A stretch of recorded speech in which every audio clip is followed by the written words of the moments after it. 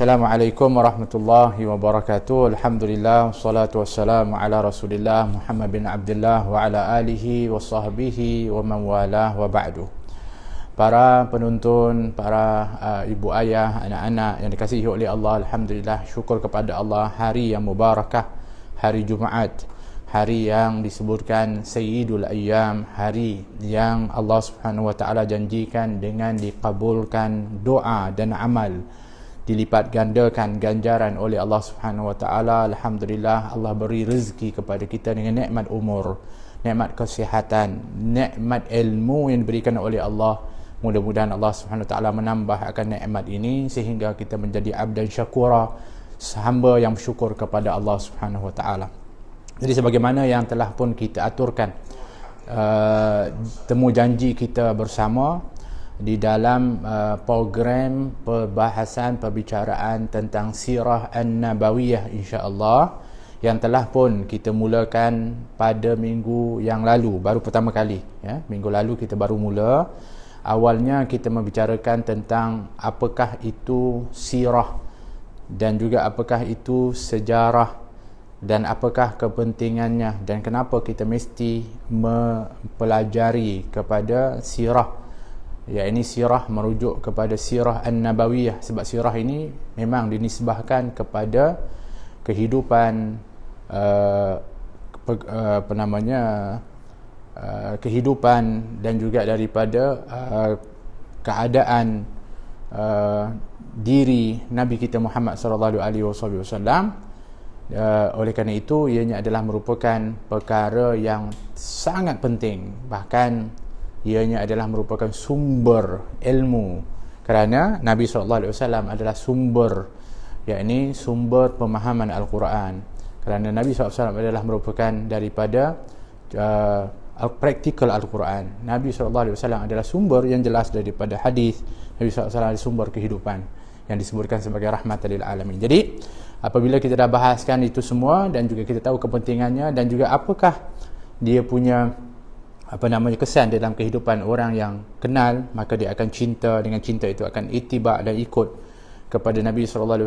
Bahkan kalau kita mendengar kisah cerita para as-salihin pun, di antaranya adalah akan memberikan kesan yang mendalam kepada jiwa, iaitu dipanggil tathbitul fuad, iaitu memantapkan kepada hati dan jiwa ni. Pada ketika zaman sekarang ini, kita memang dalam keadaan hati yang kadang-kadang tu tak tenang, hati yang kadang-kadang tu berbolak-balik, hati kita ni yang kita katakan dalam keadaan yang tak tenteram, dalam zaman yang penuh mencabar ni. Maka tathbitul fuad, untuk memantapkan hati ni, adalah di antara cara lain yang lebih utama berbanding daripada kita mendengar kisah-kisah as-salihin, khususnya kisah Sayyidus Salihin, penghulu para salihin, iaitu Nabi kita Muhammad sallallahu alaihi wasallam. Jadi hari ini insya-Allah, seperti mana yang kita janjikan pada minggu lepas, kita akan mulakan perbahasan kita di dalam sirah an-nabawiyah, yang kebanyakan daripada kitab sirah itu apabila membahaskan tentang Nabi Muhammad sallallahu alaihi wasallam, yang pertama yang akan dibicarakan adalah tentang nasab Nabi sallallahu alaihi wasallam, iaitu keturunan Nabi Muhammad sallallahu alaihi wasallam. Kenapa kita mempelajari nasab Nabi sallallahu alaihi wasallam? Yang pertama sekali, sebab Nabi sendiri yang menyebutnya. Yang Nabi sebut itu dalam beberapa versi, nanti insya-Allah kita akan sebutkan. Dan tidaklah Nabi menyebutnya kecuali ianya ada wahyu daripada Allah. Allah yang suruh Nabi sebut untuk nak beritahu kepada kita tentang bagaimana kemuliaan keturunan Nabi sallallahu alaihi wasallam ataupun silsilah datuk Nabi sallallahu alaihi wasallam. Begitu juga tidak lain adalah untuk kita meyakini bahawa Nabi kita Muhammad sallallahu alaihi wasallam memang sudah pun dipersiapkan sesempurnanya oleh Allah Subhanahu wa taala untuk lahir di atas muka bumi ini dengan penuh kemuliaan, tanpa kecelaan sedikit pun, yang disebutkan dengan insanul kamil, insan yang sempurna, iaitu Nabi sallallahu alaihi wasallam. yang juga untuk memberitahu kepada kita pentingnya yang disebutkan an-nasab, iaitu menjaga nasab keturunan. Jadi kita pun ambil pengajaran juga, kita juga kena jaga nasab keturunan kita. Maka di antara jalan penjagaan nasab ini ialah, pertama asasnya adalah hendaklah diasaskan dengan syariat, iaitu mendapatkan zuriat, menghasilkan zuriat melalui jalan syariat perkahwinan yang telah pun disusun oleh syariat.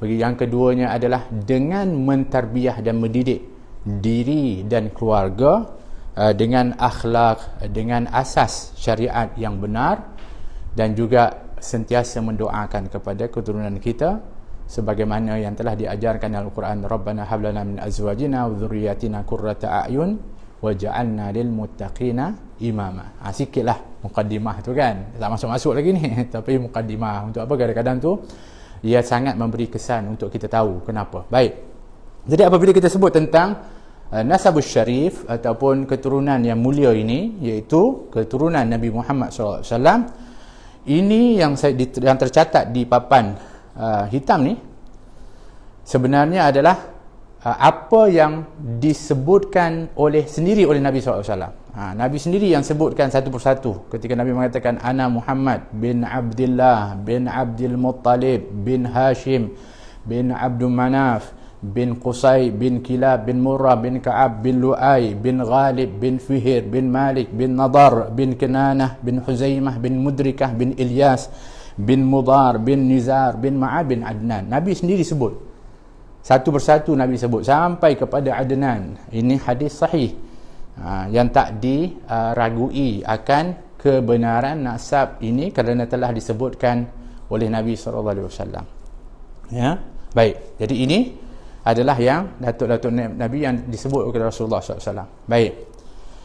Setelah daripada Adnan, baru di sana ada riwayat, tetapi riwayat ini tidak mempunyai sandaran yang kuat. Pun begitu, adalah catatan-catatannya yang setelah daripada Adnan, kemudian ada lagi, dan kemudian yang walhasil yang jelas Nabi mengatakan bahawa setelah daripada Adnan, kemudian setelah itu ada datuk-datuk Nabi, sehinggalah bertemu dengan seorang Rasul, iaitu Nabi Ismail, anak kepada seorang Rasul ataupun dipanggil sebagai Abul Anbiya, iaitu Nabi Ibrahim AS, iaitu bertemu kepada Ismail alaihi salam bin Ibrahim alaihi salam. Maknanya Nabi SAW ini keturunan Nabi Ismail. Nabi Ismail anak kepada Nabi Ibrahim. Nabi Ibrahim digelar sebagai Abul Anbiya sebab Nabi Ibrahim ni dia ada dua anak dua anak yang kita panggil yang jelas. Maksud yang jelas ni maknanya yang memang dipastikan. Yang lain wallahu a'lam. Iaitu daripada isterinya Hajar, iaitu Nabi Ismail, dan daripada isterinya Sarah, iaitu Nabi Yaqub alaihi salam. Jadi daripada Nabi Ismail, Nabi Yaqub lahirlah pula Nabi anaknya seorang Nabi, kemudian setelah itu Nabi Yusuf alaihi salam. Nabi Yaqub, kemudian Nabi Yusuf alaihi salam, yang mana Nabi Yusuf kemudian setelah itu dari keturunan-keturunannya lahirlah nabi-nabi yang kebanyakannya daripada Bani Israel. Itu disebutkan bahawa daripada keturunan itu, Nabi Ibrahim anaknya Ishak, anak daripada Sarah namanya Ishak, Nabi Ishak alaihissalam, itu salah, saya tersilap. Dan daripada Hajar adalah Ismail. Nabi Ishak anaknya Nabi Yaqub. Anaknya Nabi Yaqub. Nabi Yaqub inilah yang digelar ataupun namanya Israel. Sebab itulah disebut anak keturunannya Bani Israel. Anak Nabi Yaqub adalah Nabi Yusuf. Ini kita tahu kalau kita baca surah Yusuf, itu kisah yang memang detail tentang sejarah daripada keluarga Nabi Yaqub, iaitu juga tentang Nabi Yusuf alaihissalam dan adik-beradiknya dan keluarganya. Daripada itulah kemudian-kemudiannya daripada para nabi-nabi yang lain. Adapun daripada Siti Hajar lahirlah Nabi Ismail, dan Nabi Ismail itu kemudian lahirlah anak-anak yang setelah itu dari keturunannya melahirkan bangsa Arab, yang akhirnya lahirlah di dalam bangsa Arab, di dalam keturunan yang mulia itu Nabi kita Muhammad sallallahu alaihi wa alihi wa sahbihi wa baraka wa sallam. Okey? Baik, sedikit kita susuri. Dalam sebuah hadis Nabi SAW mengatakan, Nabi mengatakan begini, supaya kita faham ya. Nabi dalam riwayat Muslim, Nabi mengatakan, sesungguhnya Allah memilih Kinanah. Tengok mana Kinanah? Ini Kinanah. Sesungguhnya Allah memilih Kinanah dari keturunan Ismail. Jadi dalam hadis tu jelaslah maknanya memang Nabi dari keturunan Nabi Ismail. Daripada keturunan Ismail, anak-anaknya sampai kepada Adnan, kemudian Adnan, anaknya Ma'ad, kemudian anaknya Nizar, anaknya Mudar, dan anaknya Kinanah. Anak Adnan bukan satu, ada ramai. Begitu juga tapi daripada anak Adnan yang terbaik adalah Ma'ad. Daripada anak Ma'ad yang terbaik adalah Nizar. Anak Nizar yang terbaik adalah Mudar. Anak Mudar yang terbaik setelah daripada adik-beradiknya adalah Kinanah. Dan Kinanah ini adalah bangsa Arab yang terkenal pada satu zaman dulu. Jadi Nabi mengatakan Allah memilih Kinanah daripada sekian keturunan anak daripada atau adik-beradik daripada Mudar dan bangsa daripada Adnan ni, daripada Bani Ismail dipanggil, daripada anak Nabi Ismail, keturunan ini sangat menonjol daripada keturunan Ismail, Kinanah. Daripada Kinanah ini, kata Nabi SAW, Allah Subhanahu Wa Taala memilih yang paling hebat daripada anak keturunan dia adalah Quraisy. Quraisy ni mana ada? Quraisy ada Quraisy, nama Quraisy tak ada. Quraisy adalah Fihr bin Malik. Fihr bin Malik inilah yang digelar Quraisy. Dia namanya Quraisy, digelar Quraisy. Tu yang kita kata kita kenal bangsa Quraisy. Nabi kita SAW adalah Al-Qurashi, iaitu bangsa Quraisy. Mana-mana datangnya Quraisy daripada Fihr bin Malik. Dan Fihr bin Malik inilah yang disebut dengan Quraisy. Jadi setelah itu namanya bangsa Quraisy. Sebelum ni namanya adalah Bani Kinanah. Okey, supaya kita faham sikit, sebab kita kadang-kadang kita dengar benda ni tapi kita macam tak berapa nak tahu, tak berapa nak faham. Kinanah kita pernah dengar, Bani Kinanah, tapi apa dia Bani Kinanah? Rupanya dia adalah datuk Nabi SAW, moyang Nabi SAW. Kemudian kita kata Quraisy, kita tahu surah Quraisy. Li ilafi Quraisy, ilafihim rihlata syita'i wa sayf. Mana datang Quraisy, bangsa Quraisy ni? Rupanya daripada Fihr bin Malik. Fihr bin Malik ni ialah Quraisy. Dari sini bangsa Quraisy. Maknanya Quraisy ni hebat di sisi Allah SWT, sebab tu Allah pilih Quraisy daripada Bani Kinanah. Dari sekian banyak daripada keturunan ni, Fihr adalah yang paling menonjol sekali. Kerana Fihr adalah orang yang sangat berjasa, baik, selalu menjaga masyarakat, ketua masyarakat, bahkan tempat rujukan. Bahkan disebutkan Fihr bin Malik lah bertanggungjawab menghalang ketika itu bangsa Himyar daripada Yaman nak meruntuhkan Kaabah. Sebenarnya usaha nak meruntuhkan Kaabah ni bukan hanya daripada Abraha. Kita biasa dengar tentang tentera bergajah, betul. Tapi itu di antara usaha-usaha. Sebenarnya sebelum itu dah ada usaha-usaha daripada hasad, dengki dan juga daripada usaha-usaha jahat dari bangsa-bangsa lain yang cuba untuk nak meruntuhkan Kaabah. Maka Fihr bin Malik yang telah menyusun dan mengumpulkan daripada bangsa Arab untuk mempertahankan Baitullah. Fihr bin Malik, maka naiklah yang disebutkan bangsa Quraisy. Baik. Daripada bangsa Quraisy ini, kata Nabi SAW, Allah pilih yang terbaik adalah dia panggil daripada Abdul Manaf, Bani Abdul Manaf. Daripada Banu Abdul Manaf. Baik. Daripada Quraisy yang kita biasa dengar adalah Bani Hashim. Daripadanya adalah Bani Hashim. Baik, Hashim ini kalau kita tengok namanya sebenar bukan Hashim.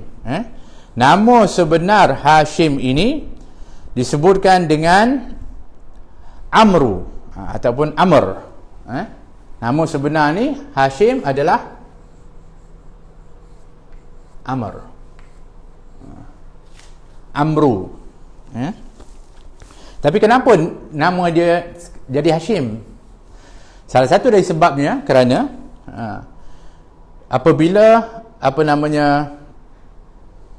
kita tengok ada yang disebutkan tadi Qusay bin Kilab. Qusay bin Kilab ni, kalau kita tengok dulu, tapi Nabi sebut je ni. Nabi kata daripada Bani Ismail yang paling terbaik adalah Kinanah. Allah pilih Kinanah daripada Bani Ismail. Dan Allah pilih Quraisy daripada Bani Kinanah, dan Allah pilih Bani Hashim daripada Quraisy. Dan Allah pilih aku untuk dilahirkan dari keturunan Bani Hashim. Nak cerita kata apa? Allah yang telah susun atur keturunan-keturunan mulia untuk melahirkan insan yang paling mulia, Nabi kita Muhammad sallallahu alaihi wasallam. Baik. Nanti kita pergi Hashim, kita pergi Qusay bin Kilab. Yang ni biasa masyhur kadang-kadang dibahaskan. Qusay bin Kilab ni lah sebenarnya yang telah mengumpulkan bangsa Quraisy. Bangsa Quraisy ni sebenarnya dia duduk memang di Hijaz, iaitu di lembah Mekah, tapi mereka ni ada yang duduk di pinggir, ada di lembah. Bukan duduk semuanya di lembah, kan Mekah tu adalah lembah. Tapi Qusay bin Kilab inilah yang bertanggungjawab mengumpulkan semua Quraisy untuk duduk di situ dan mendirikan satu perkampungan atau penempatan di sekitar Kaabah. Qusay bin Kilab. Dan Qusay inilah yang telah pun membina atau kita membentuk yang disebutkan dengan parlimen. Kan sekarang ni orang bersidang di parlimen untuk nak berbahaskan tentang rakyat, bagaimana nasibnya, bagaimana tu. Parlimen yang disebut dengan Darun Nadwah. Qusay bin Kilab ni yang telah membinanya. Kita pernah dengar dalam kitab sirah, biasa-biasa dengar Darun Nadwah pernah dengar bila masa pernah pakatan nak bunuh kepada Nabi SAW. Mereka buat keputusan kat Darun Nadwah, keturunan-keturunan tu, ataupun kita panggil kabilah-kabilah berkumpul kat situ. Sebab memang itu tempat perkumpulan untuk membahaskan tentang sesuatu permasalahan untuk dibincangkan dan dimusyawarahkan dalam parlimen atau Darun Nadwah. Tapi yang bentuk adalah Qusay bin Kilab untuk kemaslahatan. Dan semua ni yang kita sebutkan adalah sangat menonjol kerana mereka ni dipertanggungjawabkan dengan tanggungjawab yang sangat mulia pada waktu itu. Di antaranya adalah untuk menjaga dan juga mengendalikan Baitullah, termasuklah urusan haji dan umrah. Sebab tu kalau kita tengok ini adalah keturunan-keturunan yang mulia, sebab pada waktu itu yang mulia adalah yang dapat daripada kedudukan seperti itu. Barulah kita pergi kepada Hashim yang kita sebut Bani Hashim. Hashim ini adalah namanya Amr, tapi disebut Hashim dan paling terkenal sebab ketika mana berlaku satu ketika dalam keadaan kemarau dan kesusahan, pada waktu itu orang dalam kelaparan, khususnya orang datang dari jauh untuk menunaikan umrah, maka Bani Hashim inilah yang telah mengumpulkan roti-roti dan dikoyak-koyakkan untuk dijadikan, diletakkan dalam kuah untuk dijadikan bubur. So Hashim ni maksudnya yang mencerai-beraikan, yang telah mencari-cari, tapi bukan mencari-cari yang tak baik, bukan cerai-ceraikan yang tak baik, tapi adalah memecah-mecahkan, mencerai-ceraikan roti untuk dijadikan makanan dan jadi banyak untuk dijamu. Subhanallah, mulianya dan juga pemurahannya dan kesungguhannya berkhidmat. Sebab tu naik Bani Hashim pada waktu itu. Anaknya adalah Abdul Manaf. Anaknya adalah, minta maaf, Abdul Muttalib. Anaknya betul. Abdul Manaf, Hashim bin Abdul Manaf, anaknya Abdul Muttalib. Hashim, ni sikit-sikit lah kita faham, kahwin dengan seorang wanita di Madinah, Bani Najjar. Dari keturunan Bani Najjar. Sebab tu kalau kita tengok Bani Najjar juga terkenal juga apabila kita tengok Nabi berhijrah ke Madinah, Nabi kemudian biarkan unta Nabi berjalan dan dia pilih ketika itu rumah Abu Ayyub Ansari yang duduk di perkampungan Bani Najjar. Rupa-rupanya memang Nabi ni ada kaitan kekeluargaan dengan Bani Najjar. Kerana Abdul Muttalib, mak Abdul Muttalib adalah daripada Bani Najjar. Ayahnya adalah Hashim. Tapi Hashim ni kahwin dengan ibu Abdul Muttalib. Pada waktu itu tak ramai yang tahu kecuali orang yang ikut rombongan tersebut. Kemudian Hashim meninggal. Di mana Hashim meninggal? Di Gaza. Di mana? Palestin. Sebab tu kata orang Quraisy ni merantau, berdagang dan sebagainya daripada ke Syam dan juga ke Yaman. Meninggal di Gaza. Dikuburkan di sana. Abdul Muttalib pada waktu itu masih lagi kemudian baru dilahirkan. Jadi tak sangat dikenali dan diperakui sangat. Abdul Muttalib bukan namanya Abdul Muttalib. Namanya adalah Syaibah. Syaibah. Kenapa Syaibah? Sebab ketika lahir bayi ni ada tompok putih macam dia panggil uban. Ada sedikit putih daripada tumpukan di rambut, di kepala kepada Abdul Muttalib, sehingga digelar dia dinamakan Syaibah, iaitu yang beruban. Kecil lagi baby.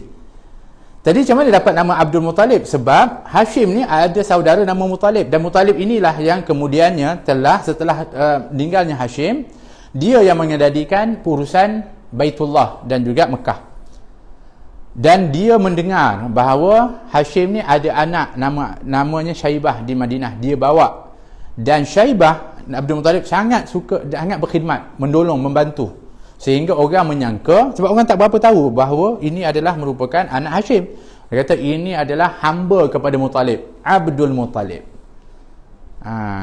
Tapi ketika mana orang mengatakan itu adalah hamba adalah Muttalib, tapi Muttalib mengatakan dia bukan hamba aku, dia adalah anak saudara aku, anak kepada abang aku, kata Abdul Muttalib. Tapi namanya tetap dikekalkan, kerana itulah nama yang masyhur, iaitu Abdul Muttalib. Dan Abdul Muttalib inilah yang kalau kita selalu dengar dalam sejarah, yang sangat berjasa ketika mana peristiwa Abraha, bagaimana Abdul Muttalib juga yang berjaya menjumpai semula apa dia yang hilang pada waktu setelah Nabi Ismail, setelah lama tu, iaitu Telaga Zamzam. Telaga Zamzam sampai satu ketika tertimbus dan hilang.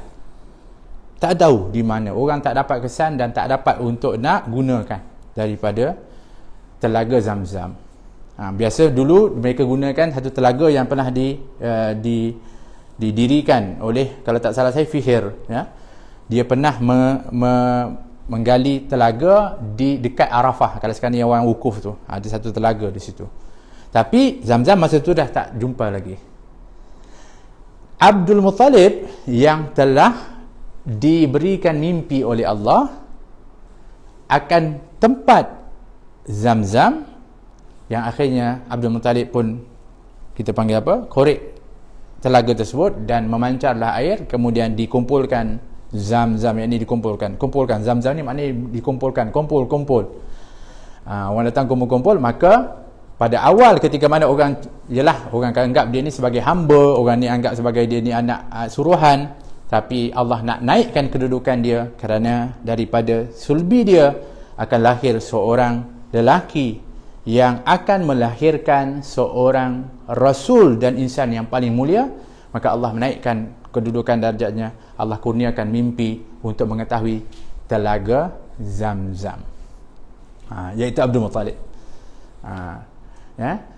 Dan anak Abdul Muttalib ni, yang pertama namanya Al-Harith. Sebab tu kalau kita kata gelaran Abdul Muttalib, orang Arab ni suka gelaran, iaitu Abul Harith dipanggil, Abul Harith.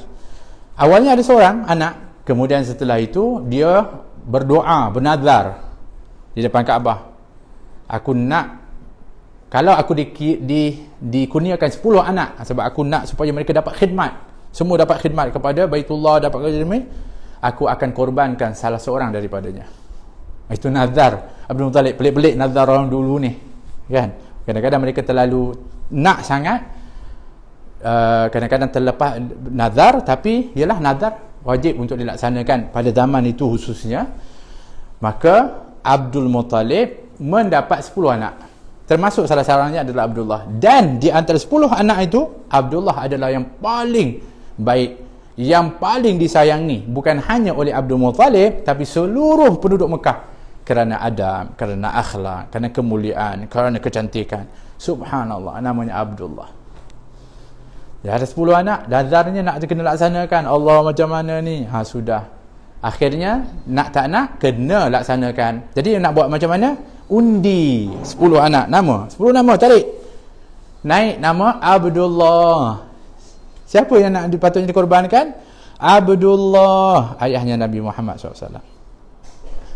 Dan Abdullah sedih, Abdul Muttalib, Allah macam mana ni? Tapi bukan kata Abdul Muttalib sedih, orang lain sedih, sehingga orang lain pun membantah, tak boleh, jangan, ini tak boleh, salah ni, cuba buat sekali lagi. Kali kedua tarik pun Abdullah, takdir Allah SWT. Subhanallah. Tadi ketiga pun sekarang tak boleh tadi. Tiga Abdullah. Orang tetap juga tak setuju, tak nak. Lihat bagaimana Allah cenderungkan hati. Kita kata kalau ikut daripada undian itu, memanglah nama Abdullah. Maka orang kalau tak peduli, pasti orang akan kata dah, kamu kena laksanakan. Tapi lihat bagaimana kalau sudah cinta Allah campakkan ke dalam hati manusia, maka lihat bagaimana reaksi kesannya yang begitu besar sehingga terselamat Abdullah, maknanya tak boleh dibunuh kerana disayangi oleh seluruh. Sebab tu dalam sebuah hadis Nabi kata, Allah kalau sayang kepada seseorang itu, Allah akan panggil Jibril. Wahai Jibril, aku sayang fulan, maka hendaklah kau sayang. Dan Jibril pun beritahu kepada penduduk langit, wahai penduduk langit, sungguhnya Allah yuhibbul fulan, Allah cinta kepada seseorang, fa ahibbuh, kamu kena cinta juga, maka semua cinta kepadanya. Tak cukup dengan itu, Allah SWT campakkan ridha dan juga kasih sayang itu ke dalam hati penduduk-penduduk bumi ini, kata dalam hadis itu disebutkan. Nah, jadi macam mana keputusan ni? Akhirnya setelah mereka rujuk kepada seorang ahli yang disebutkan yang meramal pada waktu itu, maka dia bagi daripada Bani Sa'ad, pada waktu itu dia bagi cadangan, kamu undi dia, nama dia dengan unta. Kalau naik nama Abdullah, kamu kena sembelih 100 unta. Maka setiap kali tarik, bayangkan tarik sekali pertama nama Abdullah, dua nama, sekali 100, 200, 300, 400, sampai sekali 10 nama Abdullah, hari ke-11 baru nama unta. 1000 unta disembelih demi untuk nak menyelamatkan daripada nazar untuk menyembelih kepada Abdullah. Sebab tu Nabi SAW dalam hadis mengatakan, ana ibnu dhabihaini, aku anak dua orang yang disembelih ataupun yang sepatutnya disembelih. Siapa dua anak disembelih? Ialah Abdullah lah nak disembelih. Tapi siapa seorang lagi? Iaitu Nabi Ismail. Ingat tak? Nabi Ismail kan nak disembelih oleh ayahnya Nabi Ibrahim setelah diperintah oleh Allah sebagai ujian ketaatan kepada Allah Subhanahu wa taala. Aku anak dua orang yang nak disembelih, kata Nabi SAW. Jadi sedikit sebanyak ini nak cerita, kalau detail satu-satu tak habis kita. Barulah kita cerita barulah kepada Abdullah, ayah kepada Rasulullah, yang memang terkenal dengan baiknya, dengan akhlaknya, dengan kemuliaannya, suka tolong orang dan sebagainya. Bahkan disebutkan Abdullah ni tak seperti pemuda-pemuda pada zaman itu. Apa keadaan muda-muda zaman jahiliah dulu? Suka berpoya-poya, suka buat yang bukan-bukan dan sebagainya. Tapi Abdullah adalah orang yang sangat terjaga, Masya Allah. Sebab Allah sudah mempersiapkan dengan rapi seorang yang akan dari sulbinya keluar seorang Rasul yang terbaik, iaitu Nabi Muhammad SAW. Dan Abdullah lah ketika mana nak dikahwinkan, dipilih seorang wanita yang terbaik pada zaman itu, yang tak terjejas, yang tak terkesan dengan keadaan jahiliyah, wanita-wanita jahiliyah yang dianggap murah dan juga dianggap hina. Tapi yang disebutkan Aminah adalah perempuan yang cukup tinggi martabatnya, kemuliaannya, terjaga dengan penuh penjagaan dan kemuliaan yang Allah takdirkan untuk dikahwinkan dengan Abdullah, untuk lahir daripada kedua insan yang mulia ini, insan yang termulia Nabi Muhammad sallallahu alaihi wasahbihi wa baraka wasallam. Jadi ini sedikit sebanyak daripada nasab mulia Nabi kita Muhammad sallallahu alaihi wasallam, yang mudah-mudahan insya-Allah kita dah dapat dulu kalau kita belajar, dan bagusnya kalau dapat kita hafal ni, masya-Allah. Dulu kalau belajar wajib hafal. Muhammad bin Abdullah bin Abdul Muttalib bin Hashim bin Abdul Manaf, kita kena hafal sampai Adnan, sebab Nabi yang sebut itu hadis. Masya-Allah. Dapat pahala tak? Dapat pahala. Kan mereka ni tak tahu nanti pahala baca hadis Nabi SAW, pahala apa yang telah disebutkan untuk kita hafal. Masya Allah. Dan Masya Allah, kalau Nabi sendiri yang menyebut dengan penuh bangga, tapi bukan sombong, maknanya ini kemuliaan yang Allah kurniakan. Tahaddus bin ni'mah dipanggil, kerana nak sebut nikmat ni. Maka kita juga mesti kalau dapat kita juga sebutkan. Kenapa? Kerana itu pasti akan menggembirakan Nabi kita Muhammad sallallahu alaihi wasallam. Maka kita perlu untuk memahami inilah keturunan mulia yang Nabi sebutkan. Bahkan dalam hadis yang Nabi mengatakan, aku ini adalah daripada sebaik-baik anak daripada sebaik lelaki Abdullah, daripada Abdul Muttalib, daripada Bani Hashim, daripada disebutkan daripada Abdul Manaf, daripada seorang yang terkenal iaitu daripada Bani Quraisy, daripada Bani Kinanah, daripada Ismail.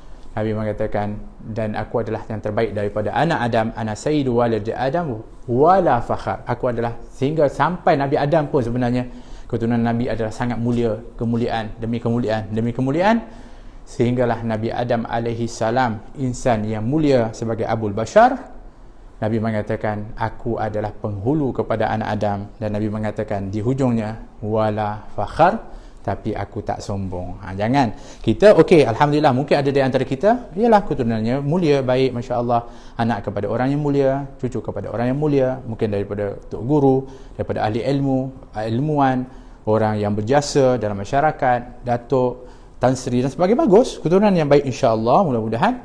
Tapi notnya wala fakhar, dan tidak boleh sombong. Kalau sombong habis, ini semua tak ada makna.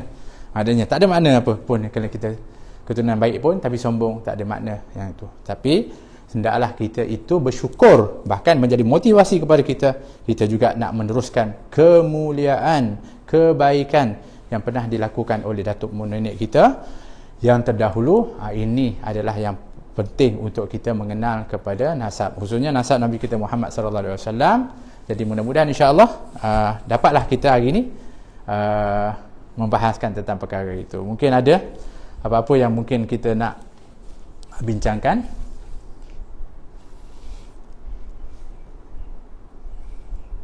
Baik. Semuanya masya-Allah hari ini khusyuk mendengar. Nak tanya apa agaknya, masya-Allah. Yalah, betul, sebab memang ini adalah fakta saja. Tak ada lagi, belum lagi kita kata masuk daripada detail-detail yang daripada kelahiran Nabi sallallahu alaihi wasallam.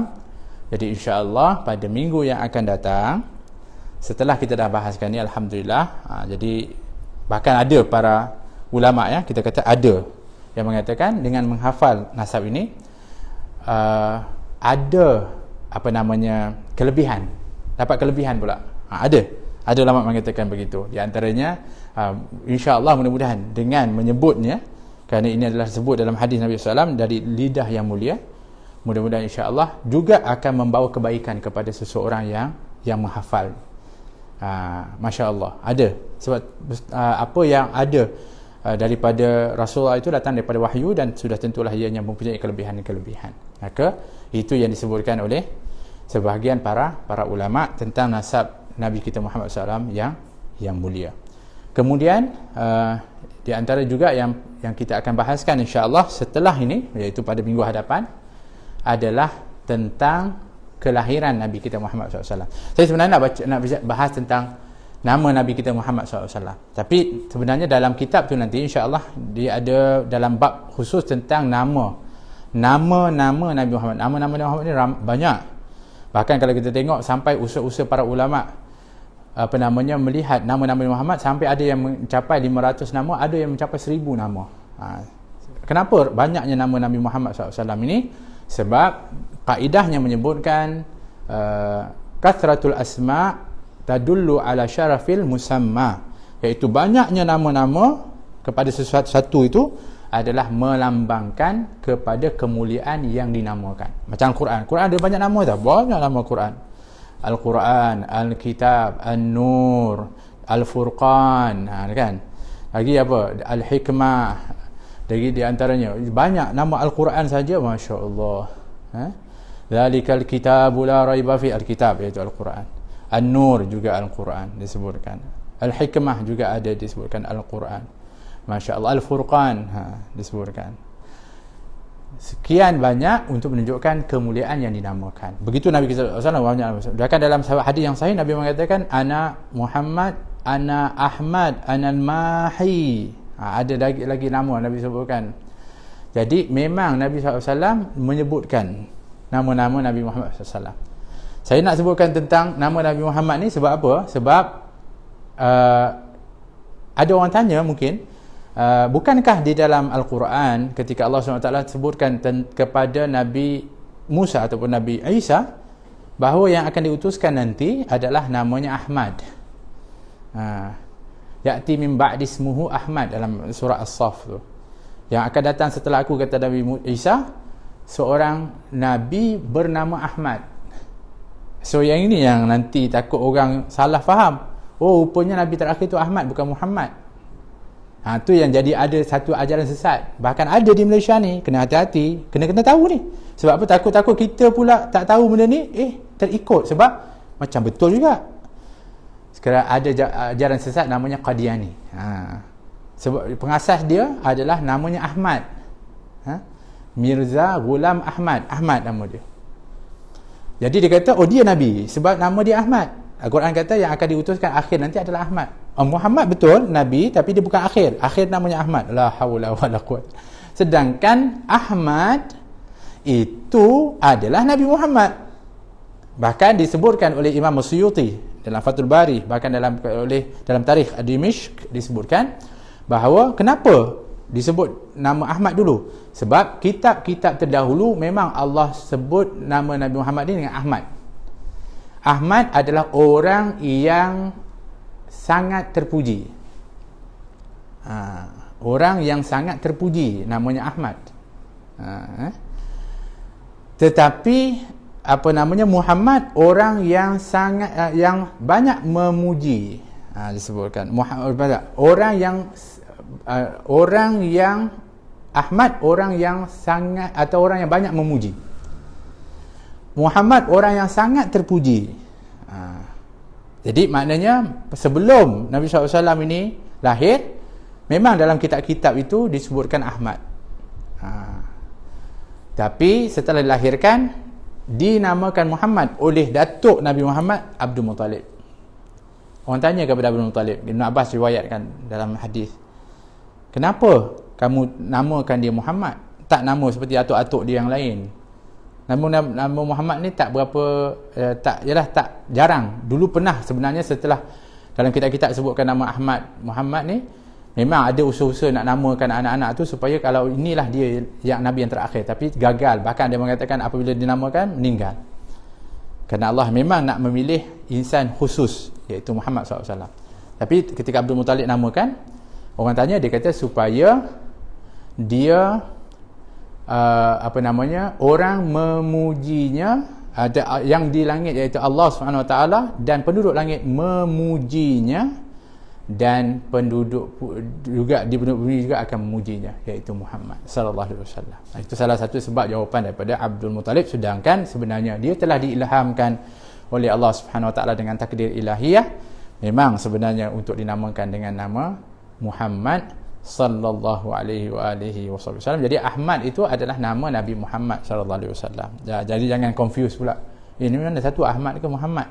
Kita orang Melayu je sebenarnya yang Ahmad lain, Muhammad lain. Ahmad Muhammad asal perkataannya sama daripada Hamidah juga. Kan? Hamidah ni iaitu yang pujian. Asalnya sama ada Ahmad atau Muhammad. Sama asalnya. Jadi Ahmad, Muhammad, Hamid, Mahmud, itu semua sumber yang sama. Sebab tu Nabi Muhammad pun juga dinamakan Mahmud ada. Nabi SAW juga disebutkan dengan Hamid, disebutkan hakadha nama Nabi kita Muhammad sallallahu alaihi wasallam, yang memang jelas nama itu memang melambangkan daripada pemiliknya, iaitu yang sangat terpuji, iaitu Nabi kita Muhammad SAW. Mudah-mudahan akan datang kita akan bahaskan insya-Allah daripada kelahiran Nabi kita Muhammad SAW, dan juga setelah dilahirkan bagaimana keadaan Nabi kita Muhammad sallallahu alaihi wasallam, bagaimana keluarganya. Kemudian setelah itu termasuklah juga kita kata keadaan-keadaan kelahiran, dan juga siapakah yang bertuah pada waktu itu dapat menyambut kelahiran yang mulia ini. Siapa dia? Bolehlah tengok-tengok cek ni. Dan siapa pula yang menyusukan, siapakah yang menjaga, dan bagaimana keadaan keluarganya ketika dilahirkan. Ini yang kita akan bahaskan. Ajak keluarga kita, ajak anak-anak kita insya-Allah sama-sama untuk mendengar perbahasan ini. InsyaAllah mudah-mudahan, mungkin hari ni agak heavy sikit lah kot sebab cerita pasal nasab ni kan, tapi sikit-sikit lah untuk apa, kita kenal-kenal. Sekadar kenal ni baru kita faham, oh hebat, patut hebat. Hebatnya kita tengok Datuk-datuk Nabi Muhammad ni, maknanya baru kita akan lebih lagi faham kehebatan Nabi kita Muhammad. Memang Nabi Muhammad dah hebat dah, tapi menambah nilai rasa kehebatan yang ada kepada Nabi Muhammad, kerana yang maha hebat Allah SWT telah memperuntukkan kehebatan kepada Nabi Muhammad melalui berbagai sudut, termasuk dari sudut nasab Nabi kita Muhammad sallallahu alaihi wasallam. Mudah-mudahan Allah memberkati kita semua. Jumpa lagi insya-Allah pada minggu yang akan datang. Jangan lupa temu janji kita bukan hanya pada hari Jumaat saja. Hari Jumaat memang sirah an-nabawiyah, tapi pada hari Isnin dan Selasa akan bersama dengan saya. Saya ni nak nak wawarkan, selalu nak kena ingatkan lah, kadang-kadang kita ni manusia lupa kan. Khususnya anak-anak kita ni, kita ajak mereka duduk sekejap je, setengah 20 minit, setengah jam insya-Allah. Walaupun lepas tu ada lanjutan dengan soalan-soalan, tak apalah. Tapi yang penting asasnya kita akan bicarakan dalam lingkungan 20 hingga 30 minit insya-Allah. Itu yang perlu ada perhatian. Isnin dan Selasa fiqh insya-Allah. Rabu dan Khamis bersama Ustaz Azian Al-Quran. Ini pun penting juga. Ni asas Al-Quran. Walau saya dah okey dah baca Quran. Saya dah dulu belajar. Ya, dulu. Sekarang dulu baca Quran, ya, kita baca, tapi rupanya ada kesalahan-kesalahan, kesilapan-kesilapan, sebutan-sebutan makhraj, kemudian hukum tajwid, asas-asas yang kadang-kadang tu kerana kita terlalu tinggi perginya, asas-asas kita tak berapa ingat, maka kita kembalikan balik insya-Allah, khususnya lagi untuk anak-anak kita lah sebenarnya. Itu yang kita harapkan dapat untuk sama-sama menimba ilmu dan pengetahuan, dan akhirnya dapat membentuk keluarga yang bahagia dengan asas-asas ilmu agama. Sebab kebahagiaan itu bukan dengan harta, bukan dengan tahta, bukan dengan kemasyhuran dan sebagainya. Sebenarnya kebahagiaan keluarga kita asasnya adalah ilmu yang diamalkan. Jadi mudah-mudahan insya-Allah ilmu yang kita dapatkan ini dapat kita amalkan bersama, dapat kita manfaatkan, dan mudah-mudahan Allah Subhanahu Wa Taala memelihara kita semua, menjaga kita, melindungi kita daripada wabak, daripada bala, daripada kemudaratan, dan Allah Subhanahu Wa Taala muliakan kita untuk kita dapat bersama insan yang termulia Nabi kita Muhammad SAW. Jangan lupa hari Jumaat banyak selawat kepada Nabi SAW. Jangan lupa baca suratul Kahfi. InsyaAllah lepas asar ni jangan lupa sekurang-kurangnya 80 kali selawat kepada baginda Rasulullah, yang Nabi mengatakan siapa selawat 80 kali pada hari Jumaat, maka Allah jauhkan dia 80 tahun daripada Allah akan ampunkan dosanya selama 80 tahun. Maka jangan lupa untuk ambil fadilat yang besar seumpama ini. Sekali lagi, banyak selawat, banyakkan kita berzikir kepada Allah Subhanahu Wa Taala, dan mudah-mudahan kita menjadi orang-orang yang mendapatkan anugerah daripada Allah Subhanahu Wa Taala. Qulu qawli hadza wa astaghfirullahal azim li wa lakum. Wassalamu alaikum warahmatullahi wabarakatuh.